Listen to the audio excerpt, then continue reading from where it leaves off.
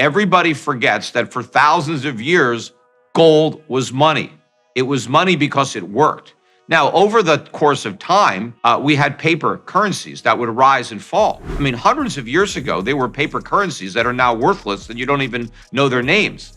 But gold has stayed. In terms of just about every other currency on the planet, gold has been hitting all-time record highs. And again, that's not really gold going up. That's all these fiat currencies going down. One of the reasons that countries would want gold as opposed to the dollar is the US government doesn't have any control over it. You know, gold is an asset that's not also somebody else's liability, and nobody could create it. You have to mine it. The idea that gold doesn't have any intrinsic value is just pure nonsense. It's obviously politicians have a vested interest in trying to diminish gold as a monetary alternative to the fiat system. And even now you have a lot of cryptocurrency enthusiasts who say the same thing. Well, you know, gold has no value because they want to justify something like Bitcoin, which also has no value, and say, well, gold worked as money and it has no value, so Bitcoin could work. Well, it's not true that gold has no value. Gold is the most valuable, the most useful metal